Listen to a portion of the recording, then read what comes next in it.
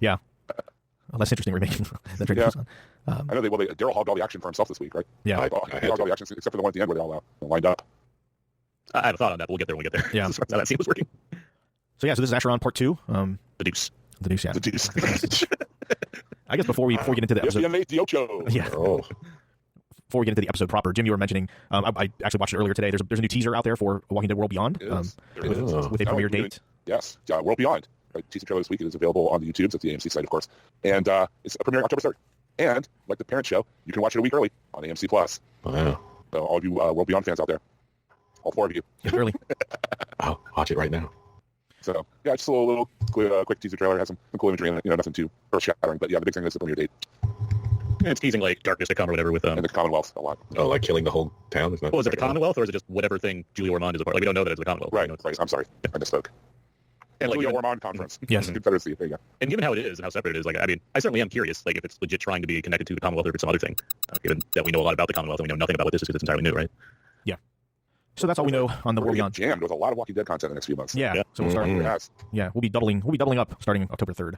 And probably content updates on the movie, too. I heard one of the writers sneeze the other day. Wow. Wow. Yeah. I think we should make like a 12-minute YouTube video about that. Yeah. It's a lot of spoilers. So I guess to start off with this second part of the episode, so it appears I was way wrong. And I was way right. And I was way confused because I didn't realize that everybody didn't have a part 2. Well, now we all do. Yes. And we have the results of this. Yeah. So it turns out Negan just straight up left her, went back inside. Yeah. She actually watched her for a while. We get, Now, I think the subway car was made out of the same stuff as Glenn's dumpster, right? Yeah. It has that zombie repellent metal or whatever. Yeah. What you got under there? She was safe. Yeah. So once again, I mean, even then they couldn't get from the sides, so I was just like, they couldn't just go under to begin with. Like that seemed like a pretty easy route, I guess. True. Fair enough. Or less okay, fair. Okay, you can climb on top of it and get inside the subway. Cool. What about when they're trapped in the subway and they're like, how do we get out of here? We can't open the doors. There's zombies.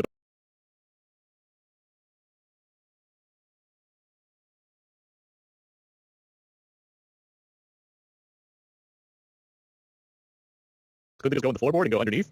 yeah. Let them back on top again, given that they got on top to begin with. It seemed like they were trapped for reasons that they didn't need to be trapped. Yeah. I think this whole episode was maybe better served.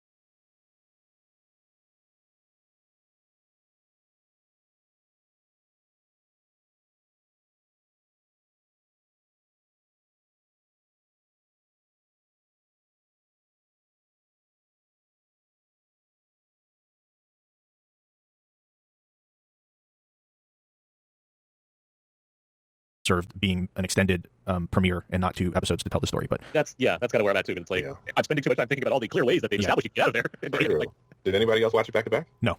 Okay. no, I don't have AMC Plus. So Like that Gage guy who had like the amount of time it takes to make a pot pie in an oven to get out of that room with the zombies. Like it seemed like he could have got into the floorboards or something to get out. yeah. And it was so we had a very brief cold open this week. Right. So it's pretty much just the other thing I noticed, and again, it's the same director for this week versus last week. But what was up with all those long shots this week? Like, was it just me or did you guys notice that too? Like, I mean, the episode opened with a shot of, and by long shot I don't mean like a oneer, like a long one take. I mean like I guess long focus shot. We saw it several times. I mean, with the beginning of the episode, underneath the subway car, it was taken from one end, looking straight down. There was the shots of Daryl in the sewer pipe. Same thing, like a straight down shot. Or it was a lot of like side shots. Obviously with Daryl walking his way through the subway car. There were just a lot of these like setup shots and like static, long focus things or whatever. I mean, it's a lot of mood building. I don't disagree. Yeah. It's a lot of mood building, but in an episode like this, it feels like we need to have like race against time type direction, not like let's stagger. Like this applies a lot to the Daryl stuff, by the way, where it's like I appreciate that we're trying to do something world building wise, but like we need more urgency in Daryl right now, not him looking around at sleeping bags and walls. Like, old photographs. Yeah, like the last time you're like best friends, you saw them, they were being swarmed by zombies. Maybe stop looking at the walls for a second, try to find that subway car. Well, watching the extra that they do after the episode is over, they made a point of talking about how they were so excited about trying to show you what had happened prior to them getting there. I don't think that they trusted us as the audience to get it. Yeah, because if there's one thing we need 10 years in, it's things used to be different back then. Exactly. Because she was talking about all this other, there was these rich people who were underground, and then money made no sense anymore, and then they were attacked, and then there were hieroglyphics on the walls and graffiti, and like she explained so much, and I'm sitting there going, that's a lot to want us to get from the walls when it wasn't really important to begin with. Yeah, if it was like leading to something. And like, I'm not against the concept. But again, it's just like the urgency of the scenario is like, this is not the time. I think that's why we got all those shots, because they were trying to do that. Because they really kept emphasizing that story of and I thought about, I didn't even give it two thoughts. Like I thought, okay, the other group was there. That group broke down. Like most the groups that have happened since we've been watching the show, it eventually just didn't make it, and it went into chaos and broke down. Like I think after that, it was like it was done. I didn't care anymore. Yeah, that's the thing. It's not like thematically connected to what else we're seeing. No. So it's like, okay, it's a nice thing, but it just feels like an odd diversion to have. When again, Daryl has two things on his mind. I need to get my dog. I need to get the people I care about out of our place. So why is he stumbling around the subway for a second? Like, It's a little too much for a last final season, and you're supposed to be, now all the stuff is supposed to be happening. Like I don't. But sorry. Touching on what Russ said really quick. I mean, the subway, you're really limited to what shots you can have. But I get what you're saying, about the But kinetic direction. Mm-hmm. I agree with you. And I feel like in the final season, I hope, I assume there's going to be some fireworks going on as far as like big epic scenes and stuff like that. But I have nothing against Kevin Balley as a director as far as the super premieres goes. Like we had high praise for like some of the scenes last week as far as the kind of tension and the action, what have you. I hope we get some like good, these like some of those Game of Thrones directors. I worked on this show before, like Michelle McLaren, like they, some of these ones that can like bring the thunder, like delivering on some action in the show. We've certainly gotten it before, and we can use it now. And I don't think it was entirely the director's choice. I think that was more of the showrunner wanting that than the director wanting it. These shows have a house style. I get right. That. Yeah. Here's a deep cut with Daryl running around underneath that subway thing, looking at all these artifacts of what was before. I don't know why I just had this flashback to that episode of Planet of the Apes, the TV show, when like Burke and Urko were down in the subway, and he was proving to them that humans were like the original species or whatever. I do remember that. Yeah. Except Daryl didn't have an Urko to talk to. Actually, the way Daryl was going through the subway or whatever in an apocalypse, it reminded me of the way I play Fallout, because I stop and look at everything. Yeah. Right. I collect everything. I look around. I don't rush because my friends are in danger. Exactly. So yeah, you have no sense of urgency at all. Let them die. It's like in a video game when you have that main quest that's very urgent, and you decide, I'll come back to that in 4 like hours. how many rupees did Daryl need while getting back to his dog? Exactly. Yeah. You had to level up to level 12. If he started smashing open boxes, then I'd probably be more satisfied. Find supplies. So yeah, so that's kind of what was going on. So we get very quick cold open. Maggie's in peril, and then we again after the cold open we come back, and everyone is coming from the roof of the train, dropping down through the top back into the train, and everybody asks where's Maggie, and Negan's like, oh, she was right behind me. Like like he said he doesn't really lie if you think about it. No, he's like, oh, she was right behind me. Well, she was right behind him. There's another thing we can parse later as far as his decision to leave her, but as far as like what he's trying to say, he knows what he's saying. Like he knows that he's misleading them as far as the circumstances go. That's the equivalent of lying. Yes. Sure. Like, if you want to tell the truth and say, yeah, I watched her fall into a pit of zombies and I walked into the train car. Like, that's the truth. Yeah. So then we after that we get to the aforementioned Daryl, who has knocked out a hole in the side of the wall and find this old camp that tells the story of some people that were in there, and he starts finding things. So so you get that. He finds dog. Yeah, he finds dog. Yes. Took the teddy bear thing too, right? Then he stick that in his vest or something. Yeah, he finds some trinkets. Yeah. On the wall it says it comes for all of us. I wrote that down for some reason. Right. It doesn't really add up. But yeah, it comes for all of us. Yeah, I have a feeling that they're going to continue this kind of thing of civilizations, like other attempts at groups just fails. Yeah, but like we've seen that. Like remember that one episode where like they're trying to find Negan and in the woods they found like this whole like revenge story that was just like signs on a tree or whatever, right? Like they like doing these kind of, and like, that's not a bad thing. It's just sometimes like an episode like that one, it feels fitting. It's like, okay, we're like dealing with something in the midst of things, and it's not sidetracking from the journey. Where this is just like, all right, I guess we need one reason to do something for 5 minutes. Yeah. So after that, we cut back to Yumiko and Princess. So somehow they've gone from outside back to inside, and given up the disguise. And she talks about her brother, and she mentions that she wants to find her brother. And then Eugene comes in frantically. Again, this whole time I'm like, how the hell? Where are they going? Where are they coming from? How are they able to just like come and go and nobody knows what's going? Yeah, it was just more from last week, so I don't want to rehash it too much because I think we spoke our piece. But again, it was just like more. Princess says, "I want to speak to the manager," which was pretty funny. Yes. Oh, sure. She's like, "You want to speak to my supervisor?" And she's like, "Yeah, we want to talk to the manager." And then I guess or did I miss something? The guy they knocked out or tied up or whatever. Well, I guess they didn't knock him out. They just like they stole their uniforms. I guess they stole their uniforms while they were bumping uglies. She shows some like really strong like parenting skills here. Yes, totally. Very assertive. She doesn't have the haircut for it, but everything else is working. So the implication is if you don't tell on their secret relationship, they won't tell that you. I have no idea because it's the most unclear part of this whole thing. It's so unclear. Yeah, I'm sitting there going, did I miss something? I almost took it as they just put all their stuff back before they had a chance to realize it was even gone. Yeah, that's the best I can come up with as far as why they're not in any kind of like trouble for trying to escape. Okay, because I'm like, how? Yeah, okay. Yeah. All right. But yeah, Eugene shows up and he's like, Ezekiel's gone. Eugene is. He is massively freaking out this whole episode. Overwhelmingly freaking out. Yeah, he's coming annoyingly. It makes very little sense to me given all that he's been through at this point. It's like, what's going on with him that he's this upset? Like, I don't understand. It's almost made up for because I think his monologue towards the end is very good. But the whole like build up to his like, palms are sweaty, mom's spaghetti. Like he is just all over the place with this. He didn't seem this nervous when he had to choose Negan and stay with them, right? Like, which was much more perilous than this place here. He kept reminding me of that Jordan Peele meme. Like, especially like when he gets interrogated by the Orange Power Ranger later. Like I'm just like, dude, I'm just gonna be the new meme. It's gonna be sweaty Eugene because he's sweating even more than Jordan Peele did. I know. Like, what is going on? So yeah, so they want to speak to the management. And then we cut there. So then we go back to Daryl, and again, just more of the scavenging. This is at this point we kind of spoiled the surprise with it, but yeah, he finds like $100 bill that has a note on it. He finds a Polaroid of 2 kids. He finds. It does feel like a video game when he was doing it. Like everything, like it felt like you just put this in the in your supply thing or whatever. You'll need this photo later to solve the puzzle, right? Takes $100 bill and flips it over to look at the backside. Yeah, so there's writing on it. Ooh. Yeah. He finds the sleeping bag walker, as I put it, where it's just like it looks like an old man that was left and died inside a sleeping bag. And well, it was supposed to be, which is also like why did you overthought this? It was supposed to mean that not only did you see the wealthy guy with his suitcase of money, but also the homeless guy. That old guy was supposed to represent the homeless guy. Yeah. So rich and poor together in the same place. When the courts is stuck in a sleeping bag like that, it's referred to as a zomborito. Yeah, I like that. yeah. So then at this point, Dog sees. So this was an actual person, right? This wasn't a walker, and he goes after what he saw, right? Because Right, it was a person. Yeah, yeah. person. Okay. So yeah, he goes after that. Then we cut back to Yumiko, and again, Aaron, kind of what you were talking about last week about Yumiko and how they're trying, after all this time, they're trying to like make her into something because of another character's absence, more than likely. But I like this bit with Yumiko where she goes back into the assessment room and she's like, "You've been assessing me, I've been assessing you," and she, she just kind of lays down the law as to like, "Oh, I get what what your deal is, and I get what your deal is, and I figure out what's I think I've got this whole thing figured out, and how your society works, and what there's a sense of law and order and currency and all this other kind of stuff." And so she kind of, I guess proves to them that she's sharp, and she's, like she said, she's not one of those people that's going to kill somebody in their sleep. Right. It works for getting us the character, right? Like it's a little more blunt because, again, I don't think I'm necessarily wrong on this. I do think she's making up for an absence of the other characters. It's like, okay, we still need this element of that story, so who can we do this? So all right, so like good on them as far as what they're trying. And like this is clearly going to carry into more of this plot, right? So it's like good thing we have this now, so we can understand Yumiko's character more and build her up to whatever it's going to lead to. So yeah, like I was more down on last week, or not, but like the general like Princess Yumiko relationship as far as like how connected they seem to be. Where it's like we know very little about her. So at least this week we got like a good chunk of stuff about Yumiko beyond like she fires arrows and like has a relationship with the other one. I forget which new character. I can't remember the name of right now. But yeah, so it's, there's more here. That's good. And then Princess is sitting there with Eugene, who again, Eugene is freaking out, wondering where everybody's at because Yumiko's been in there for a very long time, and Princess has to go to the bathroom. And it's funny, she gets up and goes over to those guys, starts speaking to the one guy in Spanish, and then asks about the bathroom, and because she figures she's probably just gonna have to go outside and hook around the corner and just pee outside. And he's like, no, just go like inside there. And then she's like, you have toilet paper? And he's like, it's like, yeah. And she's like beyond excited over the fact that she's gonna actually be able to use a real bathroom with with real toilet paper, which I thought was actually pretty funny. Especially with our last year. It's a small thing. It doesn't even matter. I like that they don't put subtitles on the Spanish. It just lets it be. Yes. That's all. Yeah. It was a nice touch. So then we cut back to so now this is like where the plot thickens, right? So first Ezekiel disappears and Eugene is freaking out. Then Yumiko goes in and she's got her big meeting with them, and then it's just Eugene and Princess, and then Princess goes off to the bathroom, and so like Eugene is there by himself, and now he really just has all this time to kind of get up in his own head. So I don't get any of it. Like he's slaying people wood. Yeah, it's like what is he so nervous about? Like there's been game no over, violence. man. Like there's nothing here to suggest that he's in any kind of danger. Right. It's like paranoid for reasons that are beyond my understanding. It's just I so thought he was faking it. I mean, didn't they pull people out last week and they didn't come back? I mean, there's like one guy that said I've been here for like some months, but is that enough for Eugene to be like I can't handle my world anymore? Like I didn't agree with it that much. Yeah. I thought he was faking it for a minute, like trying to get them to. it would make more sense than this. That's what I thought. I was like, oh, is he overdoing it? Because Eugene's been smart like that. Sometimes he's like, they look at me as the the nerdy guy, and so I can overdo it, and they underestimate me, and I can find out more information. That's what I thought he was trying to do. He just kept going and going and going, and I'm like, what's the point? Well, the show's not helping either. When he like walks to one of the guards asking like, where's Yumiko? And it's like no one's in there. And it's like, what? It's like, why are you faking him out now? Yeah. And he asks, where's Princess? Like he's like, where's my friend? He's like, what friend? Like, why is the show faking with me? Like, what? I don't understand what's happening. He's like a bad Santa. Are you effing with me? Are you effing with me? So like again, if he's faking it, or if like I don't know, he's had like some Well, kind the of implication is they hallucination. are, It's right? like, That's the implication is they kind of are messing with him, right? I mean, if like you're saying if Eugene is faking it, Yeah. or if he's having some kind of hallucination, it's like why are they not like actually messing with him? Like what's this going to gain us in all this? I don't like if the idea is to get him to be honest. Why is making him feel like he's having a psychotic break of strategy right now? Like, I don't know how this kind of interrogation works exactly. But I feel like not tricking your subject into thinking the reality is broken is not one of the tactics. yeah, I don't quite get it. Okay. So then we come back to Daryl, who is still looking for Dog, and this is where in my notes I have like the long shot, because this is where I noticed it again, and to me it really stood out, is that long look down the pipe as Daryl is scooching along looking for Dog.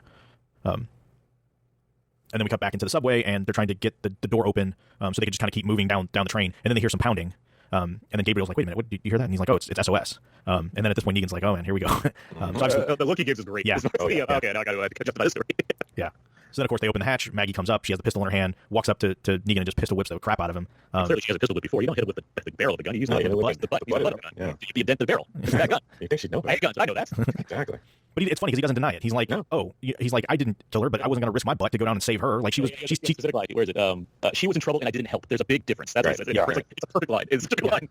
And he threw in. Didn't he throw into the bit about she did say she wanted to kill me? yeah, he said she totally said she was going to kill me. So I mean, But see, now that gets to Russ. He's like him. This is what's not lying. This is exact truth, and he does have a point when he says Yes, that. he does. yes, Because it's not only like what his decision was, but it's you want to see how necessary I am to this group. I could have saved her, or I could have helped her, and I chose not to. Guess who you need to be a part of this group? Guess what value I have? There it is, right there in a nutshell. Like I really like that. It doesn't make his decision better, but I really like that he's playing a certain kind of game here. Because it's like like Russ last week you were thinking he would come back and help her. I did. Him leaving didn't make me think that she would. Obviously she wasn't going to die, but it didn't make me think that he thought she was going to die. It just made me think he's letting her fend for herself as if he could prove some point. If she's gone, okay, that helps me too, I guess. If she comes back, guess what? I have a way to get out of this also. Like there's just something there that I think is very smart about how they wrote this. Yeah, an episode that has other questionable writing. This stuff I think really works.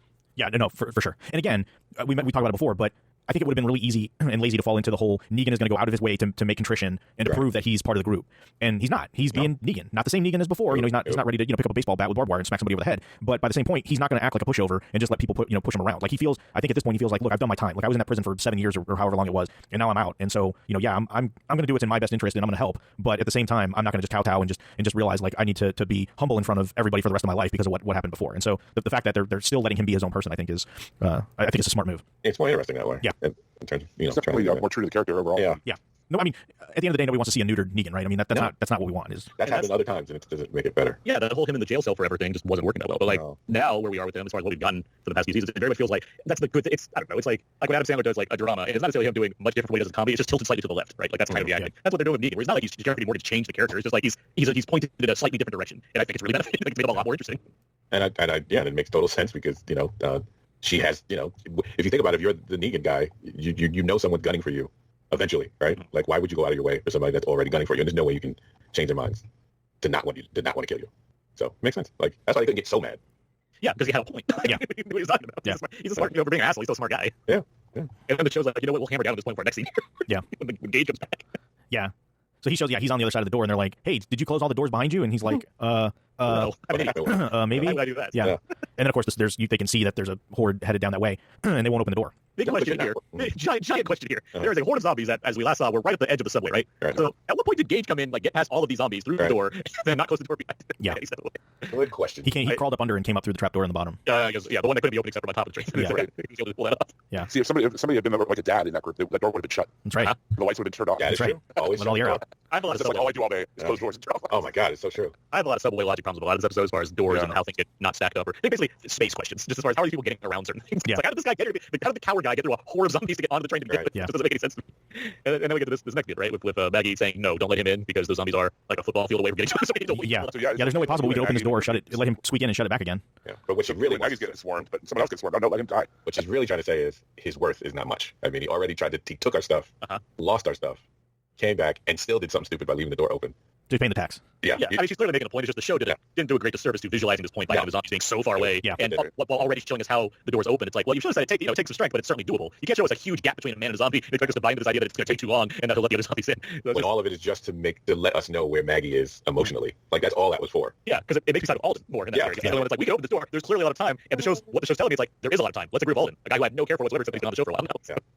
Even Negan was like, well, see? Yeah. He even took into effect what he said earlier, right? In part one of she's okay with sending us on a suicide mission, pretty much, because where her head is at. Like, and that even hammers that home where her head is in terms of their mortality, right? Yeah. That even adds to it. It was like the show was winking at us essentially. Yeah, it's like this happened just now. How convenient for Negan really hammer that home. I told you she's crazy. Well, that happens. Oh, okay. So it gets to the end. Like, when is the end of that bit happen in that same scene when Maggie says no and he's like, all right, I guess I gotta deal with this. Is that the same We're scene? not even gonna deal with it. You're gonna watch me die. Is that the same scene though? Yeah, he stabs It's himself. the way possible. Yeah. And I do gotta kind of admit, you didn't really make me feel bad for you. I mean, you were part of the guys that jumped what's her face, the other kid who was working with the Whisperers, the daughter of the Whisperers. Oh yeah. Right? Yeah, he was also part of that group Lydia. too. So he wasn't the best of guys. I mean, of people. So it's like, What I don't understand is why did he stab himself in the chest? Like if he knew if he was going to stab himself to die, and he knew if he doesn't stab himself in the head, he's going to be coming back in a minute as a zombie, right? I guess he you wants know. her to see. They wanted us to see him to the show. They wanted us, which kind of proves how the cracks in the story. But in the show, they wanted us to see. They were trying to say that he kills himself like that, so that she has to watch him the entire time. It was so dumb. Right. You're right. It's the show putting theme ahead of logic in that area, which is not the worst thing. It's just, I didn't even think about that part of it. Just why did he do that until I watched the extras, and then the showrunner was talking about that exact thing. And I was like, I didn't get that from that, but okay. I got what it was doing. It just still registers dumb to me. It's like, It didn't feel it's like okay, like it just didn't feel right. we cut back to Eugene. Yeah, so we come back to Eugene, and at this point, are they just like gaslighting him? Yes, because That's what I'm saying. It's like, Yes. what is this stuff now? yeah, because he's asking about everybody else, and they're like, no, she's not in there. Like, no. And he's like, what are you talking about? Like, she went in there hours ago, and he's like, no, there's nobody in there. Like, and they keep. So at this point, I think they're just kind of messing with him, and just. That's when I was like, oh, he's not playing. That's when I was like, I guess not. He's not joking, but they are messing with him at the same time.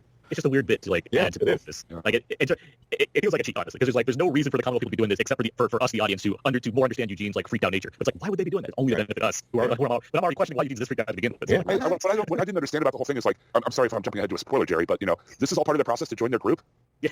Like, do they gaslight everyone? Do they wait until somebody says something to serve themselves? I mean, that didn't come together for me very well. I'm sorry. Yeah. So after that little interlude, then we cut back to Maggie in the group, and this is where she tells this crazy story about how when her and Herschel were out and they were starving, and they came across a man who promised them some food if he helped move the cart, and she grabs him. She realized that the whole thing was a trap. She finds the chloroform cloth in his pocket and then shoves it in his mouth, and then like gets back to the actual house where all this stuff was. Finds there's three men that are up there, and then she's like, and I took care of them. And then she talks about how she was at the base of the stairs and some woman fell down. Can I ask a question, Russ? Yeah. Can I ask a question? What was the point of this? It's to show us that Maggie has seen some shit, and she's not just We that know normal. Maggie has seen some shit. We don't need this pointless story for us to go on to tell us this, do we? No, a bigger thing is they're trying to show us how she is not that far away from where Negan is now. Yeah. Because I'm sure down the line there's going to be a situation where, to keep her from killing Negan, or to keep the group from agreeing to her killing Negan, there's going to be situations where they're going to be like, well, maybe we need to rethink how she, this whole thing with her and Negan. Like, maybe we need to rethink this a little bit. But this is showing how crazy how close she has to crossing lines. I think that's but what it just went on, and to me, it's really long. It got way more too much. It's very over the top. It did. Okay, It's like tongues being pulled up, tongues being cut out. yeah, like you're not wrong at all. And the question I have, because I think we all questioned it when they did it. I was like, is you going something? Like, even originally watching it, because I watched both parts back to back, and I was sitting there going, after watching the first part and enjoying it and the pace, and then getting to the second part, I was like, where are you going with this? Like, is it like you could have shown that you were, at that point, they could have shown it a lot better in her actions more than her telling this crazy camp story. It felt like they were sitting around a campfire. Gather around us. Story time with Maggie. I mean, you got these things coming, right? They're trying to bust in. You also have a group to save because they have no food. You don't have time to be thinking of these little stupid, these stories of stuff you've seen just to show how, badass and, have you seen some shit? Have you done some things? Right. It's like, okay, we get it. You're a survivor. We get it. There's a bit earlier before she started telling her story where Gabriel's trying to justify what Maggie did, and all in all, like, that's a hot take, father. That made me laugh quite a bit. Right. That was good. That's a hot take, father. Yeah. It's really funny. I did like that. It's probably the best thing I've ever said on the show, honestly. I did like that. I did. But yeah, so she finishes this long and winding story, and then just looks at Alden and says, like, while I was telling you that story, I didn't feel anything, like, as crazy as it was. To me, okay. And you know what, Maggie? Neither did I. neither did we. Yeah. This is a group. We've watched, not this particular, not all of them that are in this episode, but we have watched these groups straight up go after another group and just kill them in their sleep. Like, it's a little late to try to show that you're willing to cross certain lines. We've already seen them cross certain lines. Well, I think they could have. I think Maggie could have gotten her. I think they could have gotten Maggie across in like half the time. Like, I don't think they needed that story to. And it just almost became comical when it's like she had no arms and no legs, and they gouged her eyes, and they cut her, ripped out her vocal cords. Anything. They could have had Maggie kill that guy herself, like before he even got bit, almost. Like, just thinking he got bit and killing him. Just for time. Like, it could have been any one of those things. There could have been 100 different ways they could have done it in storytelling, contextually in the story, by having her do things or acting a certain way. Exactly. Instead, they decide to have this expository story that really doesn't go anywhere, that it's just kind of there, and you're like, okay, I thought we were in a big hurry because we're being attacked, but I guess we all have time to sit and listen. I think they really got excited about the setting that they were in. Like, I think they really did get caught up in that. Like, being in that setting at that time, they really wanted to use it for all these other reasons, but it's like you're just coming off of this is a fast-paced story, and you're stopping it to do these little cute things, these little winks at us that we kind of really don't even need. It's a lot of yelling to the back of the room kind of stuff. Yeah. Okay. I mean, and I think that's reflected in the Busters this week. I mean, the audience doesn't need this stuff to emphasize certain things. It's certainly not about characters that have been around for 10 years. Yeah, she's not a new character. Like, we got it. Like, this is the stuff you won't go need. Yeah, exactly. This is Maggie story for these new people. Yeah, Maggie doesn't need these kind of stories or scenes. We've seen her do bad. Like, when she came back, she was darker inside. You already got the sense from the actress herself that she's gone through a lot more in that little frame of time than she's been off screen. That's changed her. We got that. Plus, you got G.I. Joe following you. You're leader of G.I. Joe, man. Like, you got these badasses following you. You have all these little groups. You're going after this really dangerous killer group, right? Like, she's not even scared about it. She's going after this killer group, and you want revenge on this killer group. That's enough to have us know that she is, she's at a different point in her life than she was before. We know this. Yeah. Trust the audience. We had bonus episodes between seasons to help you show this. It's like they really feel like they don't trust us as the audience to get it, and they just really want to waste time emphasizing a lot of things to prepare for more episodes that are coming down the line that we probably don't need the extra work to get. Agreed. So we catch back up with Daryl, who's still in the pipe looking for Dog. Still getting points. Yeah, finds a walker, kills it. Powered up. Mm-hmm. Then he leaves the pipe, and then has a pretty cool scene where he pulls out the Morning Star, and then does that, swinging it over his head, and kills two more. I completely forgot that he had like a mace. So, yeah, too. I completely forgot that this was part of his arsenal. And boy, does he have a lot of weight on him. He's carrying crossbows, knives, a mace, whatever the hell else he has in his back pocket. Like, he's got a lot of supplies. Yeah. But so when he pulled that thing, I was like, oh damn, he's just macing something. Plus carrying the show. I mean, he's doing everything. Very happily with the show in his back. Carrying it all. And a gun. And a gun. I wanted to ask you, I'm getting a little bit heavy or whatever, but is this the first time we've seen Daryl with an actual gun in a long time? No, I can't remember him whipping out a pistol like he did in this I'm not episode. going to say it's super frequent, but I mean, I feel like we've probably seen him with guns now and again. It's been a minute. Yeah. I guess it has. It just seemed a little odd. Yeah, like, the whole Whisperer thing, there's not a lot of guns there, right? Because the Whisperers themselves don't use guns. Right. It's pretty knife and stab heavy for the past couple seasons. I could agree there. Yeah. So then he comes across Pony Boy, who finally makes his way back. And everybody sees Thomas Howard, like, oh, he's been here the whole time. Yeah. That's been him. He was one of the ones that ran off with the ammo and stuff. Yeah. Roy. Yeah. And so they asked him, hey, where's the... He's like, oh, I lost the ammo, and I basically lost all the other supplies. Yeah, but I've got this gun, and I don't want my kids to know I died a coward. And he's pretty messed up. So at this point, like, is it clear that he's been bitten, or like he's just messed up? He's just messed up. It seems like I guarantee you, every single one of us assumed he was bitten because yes, like, I assumed he was and I thought he was going to kill him. I did. Yeah, exactly. I was surprised when we see him again at the end of the episode. I was like, well, that was another question I had. That was him at the end, right? That got the arrow to the eye. Oh right? yeah, they put an eye patch. They turned him into another freaking character, pretty much. They gave him the eye patch. They gave him a little limp, and now he is somewhat different. So yeah, then we cut to the main group who they try to open another door, and the door they get the one door open, and they go to the other door, and they can't. It's blocked. They can't get through. There's a subway seat pushed in the way of it, so they can't really get it anymore. And then the horde is coming up the other side. And of course, then the group kind of readies up. So while the big guy's trying to clear the door, the rest of them are just using everything, what little ammo and everything they have. It's all just getting spent out, trying to hold off the horde. So here's my other question about subway watching. If there are like multiple zombies coming through this door and you're killing them constantly, that means they can't walk after a while, right? Because there's zombies in the way of the zombies. They would pile up, I would think. They would pile up, so they would be like, yes. What's going on here? They're just constantly coming. Like, I get it, you need to like have action, you have to build suspense, or what have you. But it's like, I'm not an idiot. Like, the zombies would pile up after a while if you're constantly killing them. They can't just keep. And there's zombies. Like, they can climb, so they can't. They definitely did the Bruce Lee thing of, okay, you kick you, and then you go to the side, and then you come up. You kick you, and then you go over there. Well, and clearly, if there's enough of them that they can't be dealt with 2-on-1 or 3-on-1, like there's enough of them where they couldn't just wait till they come up and stab in the head and wait till they come up and stab in the head. Like obviously there was enough that they had to kind of take a defensive position to kill him. Yeah, then yes, I would assume they would start piling up pretty quick. It's just like I can't say how it acted in zombie invasion scenario, but this seems like fairly easy to handle as far as one by one they come through a doorway. Like that seems like a difficult way to handle a group of zombies. Like when they're in the subway and they're coming out of nowhere, like that seems terrifying. Like I don't know how to handle that, but if they're shuffling through a narrow subway car, like That's what you want, right? That's pretty good. There were vets on this thing. This is a walk in the park. They had it all set up too, right? Like the Rev came out first and shot, and then they came with arrows, and then they had it all set up to begin with. If you're going to deal with a zombie horde like that, the easiest way is funneling them through a doorway. You make it to that point. How the hell are we going to get through there? It's full of zombies. This is like Carl Judith level stuff. Like if they can handle it, then Gigantor and the others can take care of his horde. Pretty much. So of course Daryl hears the shots at this point, and him and Dog start running. And other people. Yeah, and now of course they're kind of getting it. They're going to get it on both sides from the subway car. So this is where we get the Daryl action scene where he goes to the car. We get the long shot outside the car, and the camera just pans across from a distance as Daryl just comes up and headshots at close range each one of these zombies, just one at a time. Yeah. This is where that wings thing was coming from, right? When he had the wings on the back. Remember in the beginning where they just show the wings. They make a point of showing him as he's looking out before they go on the mission. His little angel wings that Judith had put on his vest for him. And painted on there. Like this is what they were leading to. Like Daryl saving the day. This is I want him on my Call of Duty team or my Halo team. Of course. Every shot a headshot. Every single one. Yeah, no missing. Not Daryl. He doesn't miss. And they're right there. Yeah. I know it's gone. So he clears the way, opens the door. They all come through, and then Daryl. Speaking of arsenal, he also has a grenade in his pack, and so he's able to. That's what Roy had, right? That's Roy gave him a gun and a grenade. Oh, I thought it was ammo. I thought he gave him a gun and an ammo. Yeah, because there's a Chekhov's grenade. Gotcha. That makes more sense now. Yeah. So Daryl pulls a pin, sticks the grenade in the zombie's mouth, and then gives a good kick in. He shoots. He scores. Like he and Negan, they open the door. Everybody gets out of there, and he's like, "Hi!" Everybody get down. Yeah. As if they're like, "Oh, Daryl probably has a grenade now. He's gonna shove it into a zombie's mouth naturally." So we should probably get down. I get it. There. Well, they probably figured he either has a grenade or a rocket launcher, one or the other. Going to do that they need that requires them to get down. Like it's just funny. Last time he pulled a rocket launcher out of his butt. Yeah. Remember when he defeated that tank? Yeah. Bare hands. Kill the tank. Yeah. Kill the tank. Yes, I mean this scene is awesome. Like I'm not trying to downplay it. It's an awesome like he shoves a grenade in the mouth, kicks the zombie in, bunch of spiral all over the place. Like that's good. Probably my favorite zombie kill of the episode. Easily. Yeah. I thought it was gonna be mace to the face, but it's like nope. Suddenly he's got a grenade coming out. Yeah, he one-upped himself. So then we cut back to Eugene, who's back in the cell, and he's sharpening a stick to make some sort of knife. And they bring him back, he's sitting back at the table, and he's just like shaking, just completely shaking. And so they start asking him questions about his settlement and why he was at the station. And this Mercer gives him. He's like, if you lie, I'm gonna know. Like Mercer's getting in on this now as well. He's effective. For the little bit that we got Mercer so far, he's pulled up some moves. So this is where I was a little confused because Eugene. It almost seemed like he started lying about who he was and where he's from. He's like, "Oh, I lied about coming from a big settlement." Yeah, no, he does lie. Yeah, okay, all right. Because then successfully, because he says that towards the end, right? But like everything else, how it works. 50% lies, truth, or whatever. Yeah. It's like he's certainly like leading into a lot of things that aren't true about him. But he does. I think because he's able to build himself up so much as far as the emotional state, he's able to also build in some other things as far as I presume that's what the story is. That princess and like they said, like stick to the story. I feel like that's what it is. Like we're not from a big. Don't reveal Alexandria. And he's a good liar. Like he's done it before because he did it to Negan's group when he needed to, right? Yeah. I just like that he referenced Stephanie as a femme fatale. Yeah, I thought that was really funny. Because that's the thing about that's what made me go because he's done this before where he's like, you're judging me on how I am, my outward appearance pretty much. So if I play into the nerdy thing to get you to look other directions, you won't pry too much into the things that I don't want you to know that I need to protect. And that's what he did. I figure, okay, that's what he's doing. It was just funny because he went into such specific detail of telling the truth last time, and now he's like, just changing a story about some things. Anyway, I like those things. But Daryl, like what you were saying as far as could he be faking it this whole time, like that would have made a lot of sense if he was throughout this thing. Yes, that's the story that he's telling, where he has to actually like tell some truth but also lie still. Right. It would have made a lot more sense if the idea was that he's been faking it the whole time. But we're not giving anything to suggest that that's true. We just had to believe he was just nervous a lot. That's the sad thing because we could have got that right. Like if they did a little bit of extra work, we could have got okay. This was his whole thing to fake it out to make sure that guy doesn't look too close at certain parts of the story.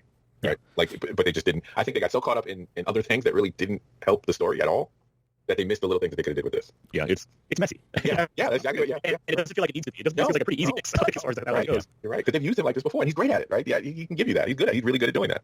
And it's not that he's bad here either. It's just the script around him, just like not doing any favors. It's what they gave him. It's what they gave him. It's nothing he can do about it. What's the other thing he says? He says he's a virgin, but that he's watched a number of occasions or something like that. Yeah.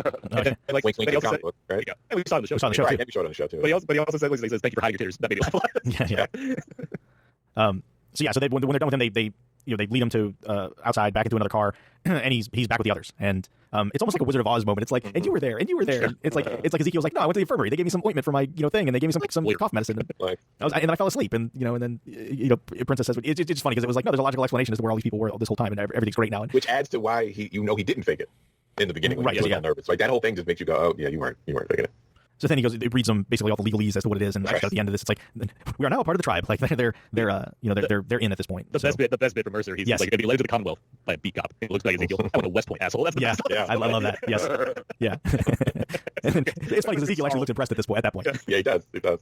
So yeah, that was funny. And then of course Stephanie comes in, and so Eugene is finally able to meet Stephanie. Right. Yes, the femme fatale herself. Yes.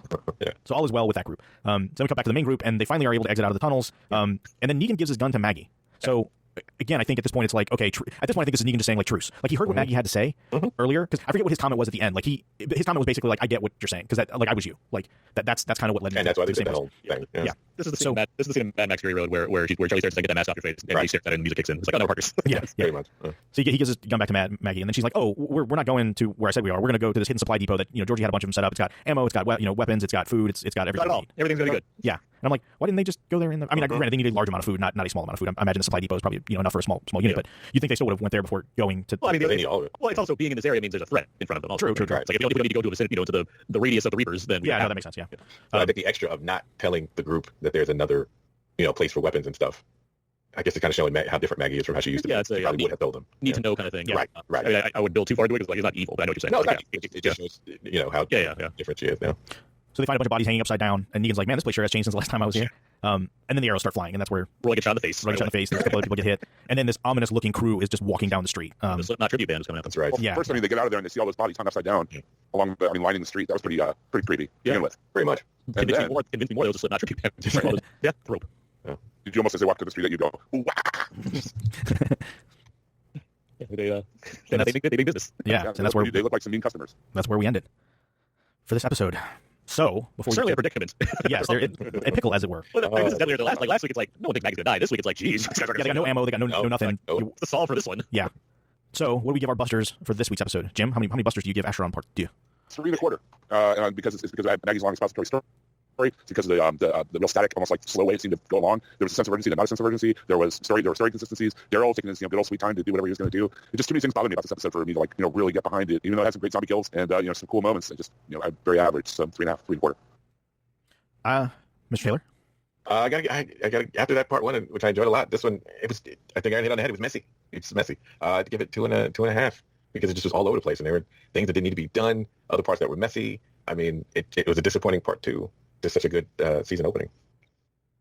Aaron? I completely agree. I like last week's episode more. I gave that a 3.5. So this will get 3 busters. I still think, like Jim, you said, there are good things here. Daryl's methods of mayhem are always quite entertaining. I do think the Negan Maggie stuff works on the whole. Parts of the Commonwealth stuff work, but the Eugene stuff's just way over. Like we've talked about this already. It's like this stuff that's just way overplayed, or it takes too long in the subway for a bit there. So it just kept bringing it down for me as far as how we get out of this intriguing scenario involving people trapped in the Commonwealth and people trapped in the subway car. It's like it stretches out too much, and it's not as effective as I think it could have been. So 3 busters. I am also going to give it 3. I just there are too many issues with this episode this week for me. Yeah, I mean, mainly just the plot stuff, and it's such a weird imbalance to last week's episode. And again, I think overall, based on the story they were telling, I think they could have made this one of those extended episodes, maybe made another 15 minutes or 10 minutes long from part 1, and I think they would have been able to tell enough of this story that it would have made sense instead of stretching it into 2 episodes. So 3 for me. But what did the Facebook groups have to say about this week's episode, Jim Dietz? Well, the Facebook groups over at facebook.com/group/WDTV podcast pretty much agreed with us. Kind of a middling episode. Brent Jones starts off with 3 sweaty Eugenes out of 5. Way too much time wasted in the train cars for me. We all know none of the people we cared about are going to die here, and it just drove on forever down there. Everything else was great, and I enjoyed the Commonwealth story quite a bit. And into where they left Maggie, Daryl, Negan, and company at the end. Just wish they'd moved that train sequence along faster, or just showed less of it. Mike Jones also written in 3 terrible friends out of 5. Glad I don't travel with Maggie. They only had about 10 minutes to save their friend. They chose not to. Too much train car time. Too much boring Commonwealth time. Cut to the chase. Obviously, the Reapers are going to get rid of all the barely known characters next week. My problem with Reapers so far is they're being made out to be too unstoppable, too fast. This was just middle of the road for me.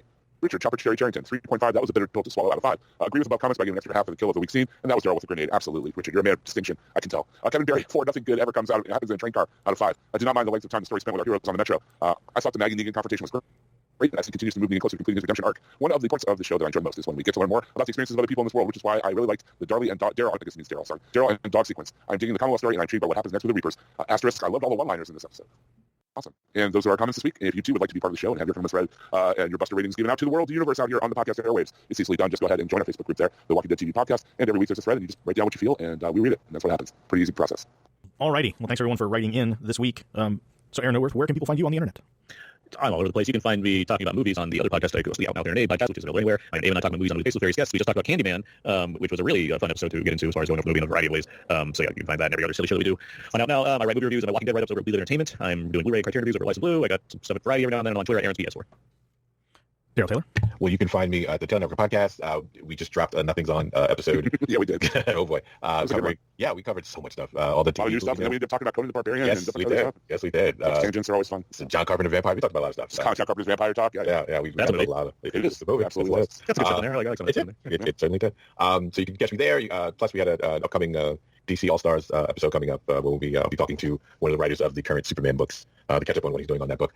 So we got that. We got, of course, me and Jim and Chubb, if he shows up someday. We'll be catching up on all the DCCW and with DC movie and TV news, because there's just a ton that we got to talk about, plus the animated stuff as well. So we'll be doing that. And Gotham by Geeks, of course, with Russ and Hassan. We talked about the latest Long Halloween Part 2. So we pretty much wrapped that up and did a lot of talking about that. Yes. So check all that out, and also check out Retro Movie Geek, where we cover movies that are 20 years old and older, and we have a lot of fun doing that. So check it out.